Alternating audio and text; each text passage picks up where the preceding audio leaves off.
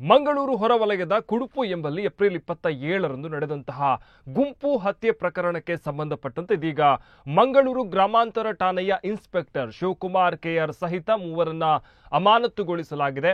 Cricket ಪಂದ್ಯಾಟ ನಡೀತಾ ಇದ್ದಂತಹ ಸ್ಥಳಕ್ಕೆ ಬಂದಿದ್ದ ಕೇರಳ ಮೂಲದ ಅಶ್ರಾಫ್ ಎಂಬಾತನನ್ನ ದುಷ್ಕರ್ಮಿಗಳು ಥಳಿಸಿ ಹತ್ಯೆಗೈದಿದ್ರು.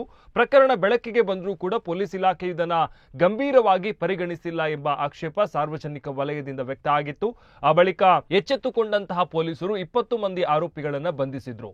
ಪ್ರಕರಣದಲ್ಲಿ ಕರ್ತವ್ಯ ಲೋಪ ಎಸಗಿದ ಆರೋಪದಲ್ಲಿ ಮಂಗಳೂರು ಗ್ರಾಮಾಂತರ ಠಾಣೆಯ police inspector Shivakumar K R, head constable Chandra P ಮತ್ತು ಪೊಲೀಸ್ ಕಾನ್ಸ್ಟೇಬಲ್ ಯಲ್ಲಲಿಂಗ ಅವರನ್ನ ಅಮಾನತುಗೊಳಿಸಲಾಗಿದೆ.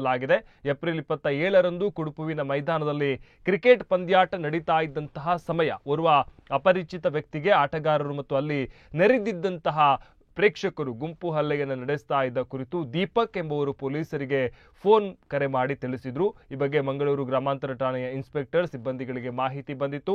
ಘಟನೆಯ ಬಗ್ಗೆ ಎಲ್ಲ ಮಾಹಿತಿ ಇದ್ರೂ ಕೂಡ ಗುಂಪು ಹತ್ಯೆಯ ಬಗ್ಗೆ ಮೇಲಾಧಿಕಾರಿಗಳಿಗೆ ತಿಳಿಸಿಲ್ಲ ಎನ್ನಲಾಗಿದೆ. ಹಾಗಾಗಿ ಗುಂಪು ಹತ್ಯೆ ಪ್ರಕರಣವು ಮೊದಲು ಯುಡಿಆರ್ ಪ್ರಕರಣವಾಗಿ ಬಳಿಕ ಗುಂಪು ಹತ್ಯೆ ಪ್ರಕರಣವಾಗಿ ದಾಖಲಾಯಿತು. ಗುಂಪು ಹತ್ಯೆಯ ಬಗ್ಗೆ ಮಾಹಿತಿ ತಿಳಿದಿದ್ರು ಮೇಲಾಧಿಕಾರಿಗಳ ಗಮನಕ್ಕೆ ತಾರದೆ ತೀವ್ರ ಕರ್ತವ್ಯ ನಿರ್ಲಕ್ಷ್ಯತನ ತೋರಿದ ಆರೋಪದ ಮೇಲೆ ಮೂವರನ್ನ ಇದೀಗ ಅಮಾನತು ಮಾಡಲಾಗಿದೆ ಅಂತ ತಿಳಿದು ಬಂದಿದೆ.